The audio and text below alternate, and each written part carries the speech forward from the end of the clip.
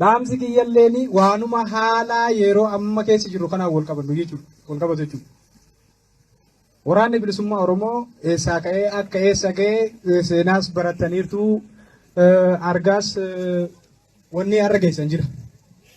Kana keessatti qabsoon yeroo duratti deemu akkuma qabsoonni tarkaanfachaa deemu qormaanni qabsoo kana muudachaa deemulleeni akkasuma dabalaa deemaa jechuudha. Kana yoo jedhu maal isin jechuu barbaadeeti?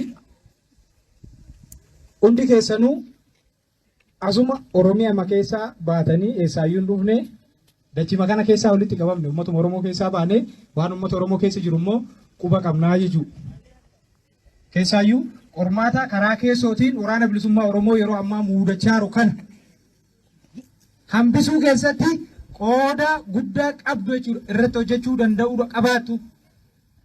Maaliif qabsoon kun yoo ititee toora tokkoon yookiin immoo kallattii tokko duwwarra deeme duwwaadha kan fedha uummata kanaa guutuu dandeenyu yookiin immoo akeekaaf kaayyoo kana galmaan gahuu dandeenyu jechuudha. Kana jechuun namoonni haala garagaraatiin bifa garagaraatiin yaada garagaraa qabatanii gara qabsoo kanaatti dhufu. Haa ta'u mooraa leenjii keessatti immoo barnoota tooftaa loltummaas ta'ee barnoota siyaasaa fudhatanii ilaalcha tokko fudhatanii bahu. Namoonni immoo kun keessaan baane jira kan fedha dhuunfaa isaanii haala siyaasa yookiin immoo haala yeroo ammaa deemaa jiru kana dawoo godhatanii fedha dhuunfaa isaanii milkeeffachuu fi gara qabsootti maqan jiru jechuudha.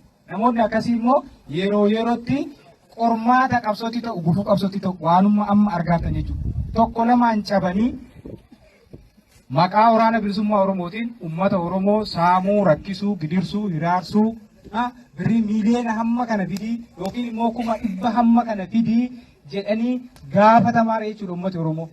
Quba qabdu bamoonni beektanis jirtu jechuudha. Wantoonni akkanaa kunneen immoo kaayyoon kun akka inni galma hin geennee fi qormaata guddoodha. Qormaata guddaa kana qabsoo kana qormaata akkanaa kun akka inni muudanne yookiin immoo qormaata muudate qabsoo kana hambisuuf immoo gaheen keessan ol aanaadha jechuudha. Nuti akka qabsaa'aatti kan qabsaa'ota irraa dhaalle maal inni wareegama jechuudha. Uummata Oromootiif wareegamuudha malee qabeenya yookiin gamoo biilaan konkolaataan nu dhaallu tokko illee jiru. Nu qabsaa'ota dhaalchisu nu illee jiru. Qabsaa'onni illee kan nu dhaalchisan jiru. Aarsaa nu dhaalchisan uummata Oromootiif aarsaa ta'u. Fedha ofii wareeganii fedha uummata Oromoo guutuuf lubbuu wareegamuudha jechuudha kan nudhaan. Akka qabsaa'aatti hundi keenyaa'uu kana qabannee qaama godhannee jechuudha. Jecha duwwaan otoo hin taane onnetti qabannee waan kana hojiitti yoo hiikne olola diinni yeroo garaagaraatti karaa garaagaraatiin waraana bilisummaa Oromoo irratti oofu cabsuus dandeenya. Ayyallaallattoota maqaa keenya balleessanii fi fakkaatee bulaa uummata Oromoo maqaa waraana bilisummaa Oromootiin saamu sana illee dhabamsiisuu dandeenya jechuudha. Imaanu kan? Oromsaan hunda dhabamsiisanii? Hunda dhabamsiisanii? Obboonni reebaa jiru uummata Oromoo jedhe waan jedhe? Akkasuma akkasiiti. Kanaafuu kan warroota kanarratti gocha dhiittaa mirga dhala namaa kamiyyuu kan uummata Oromoo ta'e nama kamirrattiyyuu raawwatu mormuu balaaleffachuuf yookiin hambisuuf cabsuuf manaafee waraanni bilisummaa Oromoo qawwee kaasee jechuudha. Gochoota dhiittaa akkasii kana kan uummata Oromoo irratti deeman kan godhus kan gochuus deemus bifa kamiiyyuu maal gochuu qabna? Duroo dhaabachuu qabna. Warroota akkasii immoo maal gochuu qabna? Dhaabamsiisuu qabna jechuudha. Akka dhaamsi gara uummataan immoo an qabu uummata Oromootiin wanti an jedhu haalli amma impaayera Itoophiyaa keessa jiru kun yeroo ummati kamuu meeshaa itti hidhatee mirga isaatiif lolachaa jiru yookiin immoo kanatu naaf mala jechaa jiru jechuudha. Hundumtuu immoo kan hidhataniif Oromoo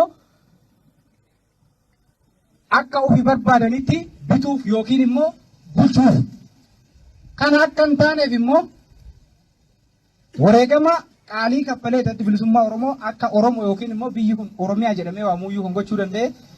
Kana immoo qabsoon keenya sadarkaa sanarraa ka'ee har'a sadarkaa yookiin biyya walaba baasuu uummata bilisa baasuu irra ga'eera. Kun immoo akka hin gufanne qabsoon qabsoo ofitti hirkannooti. Qabsoon adda bilisummaa Oromoo gaggeessuu qabsoon ofitti hirkannoo immoo beekumsaanis qabeenyaanis humnaanis waa hundaanu kan uummata kanarratti hirkatee jiru. Kanaaf immoo uummata kanarraa maaltu eegama? Haga bilisummaa walabummaatti wareegama walirraa hin cinnee fi gumaacha kara kamiiniyyuu walirraa hin cinne barbaaddi qabsoon. Wareegama walirraa hin cinne gumaacha kara kamiyyuu walirraa hin cinne jechuudha. Har'a kennee yookiin har'a baadhee har'a waan akkasii godhee boruun qabuu kan qabne jechuudha. Kanaaf immoo mirga keenya harka keenyatti deebisuuf biyya keenya harka keenyatti deebisuuf maal nu gaafata? Wareegama walirraa hin cinnee fi gumaacha walirraa hin cinne kennutu nurraa eegama. Kanaaf immoo uummati kun waraana isaa kana cinaa dhaabbachuun tumsuun tiksuun gochoota maqaballeessii waraana kanaatiin isarratti raawwatu saaxiluun hordofuun yakkoota isarratti wanti maqaa qabsoo kanaatiin raawwataman yookiin immoo dhiibbaa isarratti ta'an dammaqiinsaan tiksuun qabsoo kana eeggachuun kan isaati. Naaf kolcha oraa bulaa deebanaa isiniin jedha. Galatooma.